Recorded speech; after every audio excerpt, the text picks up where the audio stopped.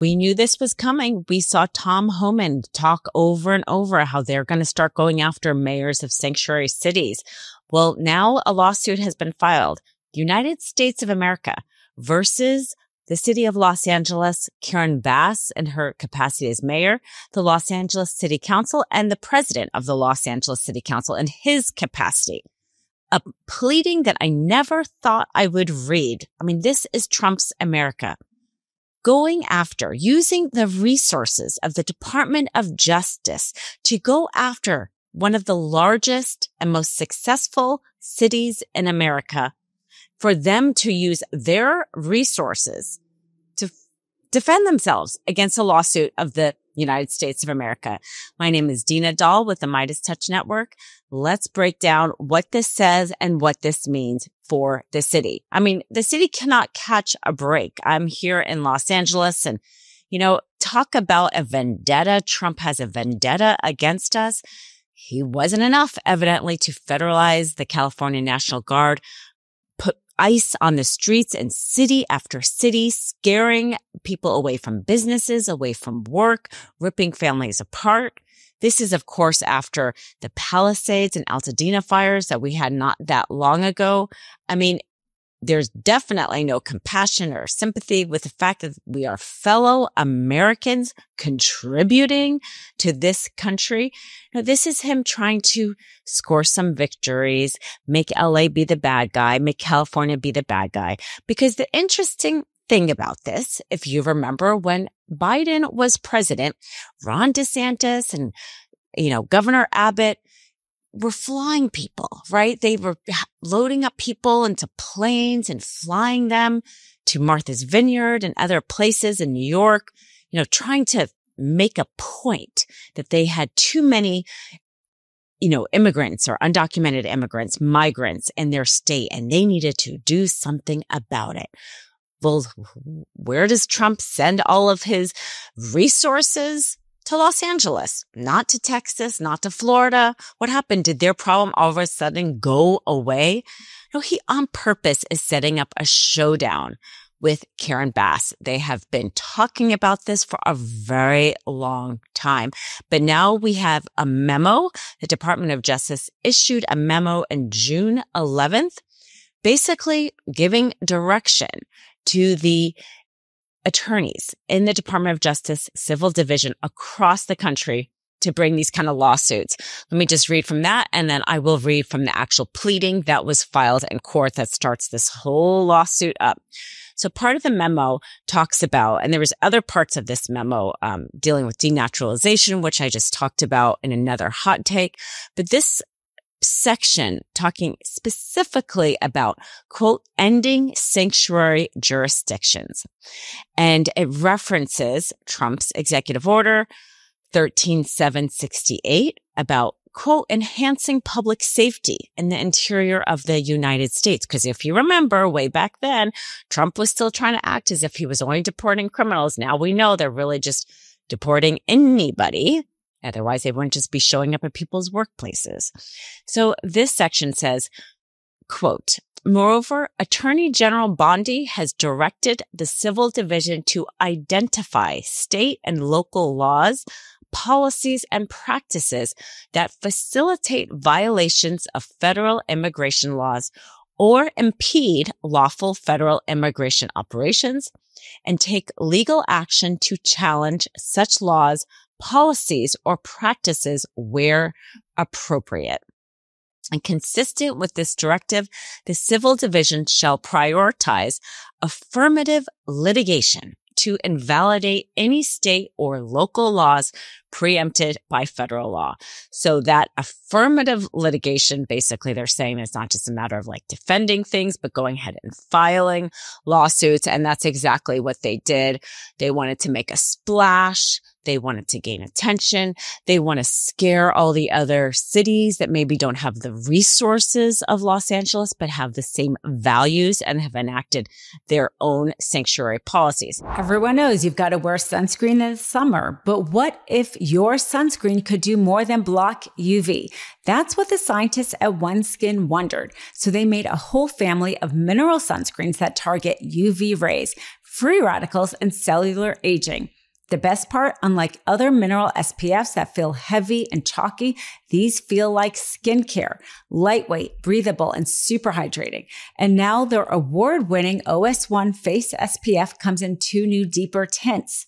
Formulated with non-nano zinc oxide, OneSkin's patented OS1 peptide, and potent antioxidants that scavenge free radicals 4 times better than the other so-called anti-aging SPFs, this sunscreen is one you'll be wearing all summer long. But that's not all OneSkin has up their lab coat sleeves. They're launching an all-mineral lip SPF that provides instant hydration and protection.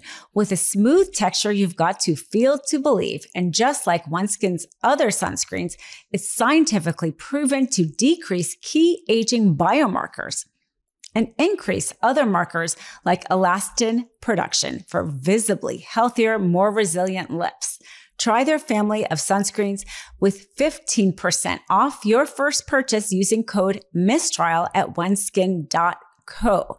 I use OneSkin moisturizer underneath my makeup every day. I often use more makeup when I record than when I don't. So when you're seeing my recording, I am using the OneSkin moisturizer because otherwise the makeup really dries out my skin. OneSkin is the world's first skin longevity company. By focusing on the cellular aspects of aging, OneSkin keeps your skin looking and acting younger for longer. For a limited time, you can try OneSkin with 15% off using code MISTRIAL at oneskin.co. That's 15% off oneskin.co with code MISTRIAL. After you purchase, they'll ask you where you heard about them.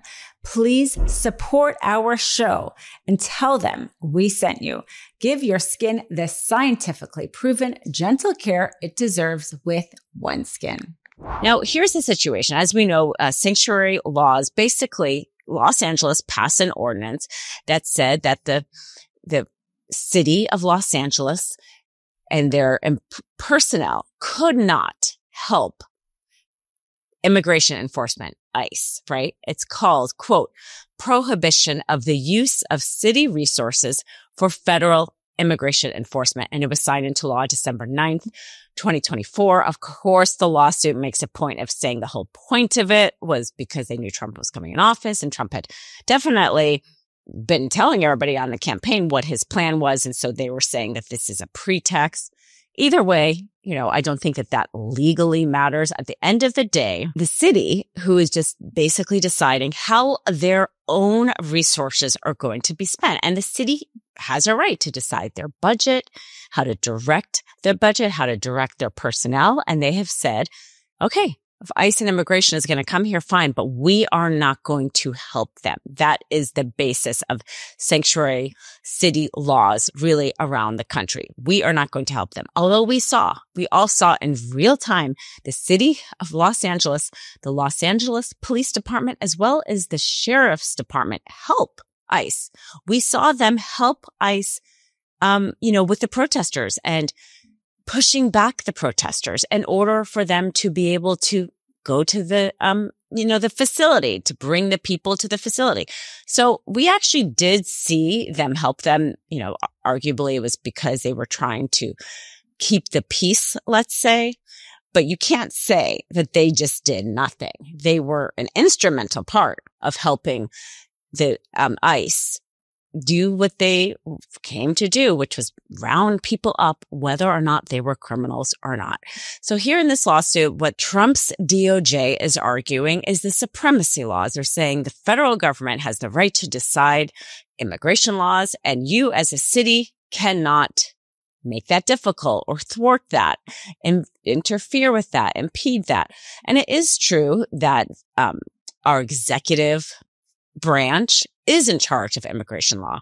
We saw this actually when Governor Abbott tried to put up his fence, right? He tried to put up his own immigration policies. Texas passed that law that said that crossing into the border was a state criminal offense. And that got struck down by the court because the immigration is the purview of the executive branch. But the point of what Los Angeles and other sanctuary cities are doing, they're not trying to do what Texas did and create a separate law, but they are just saying, we are not going to help you.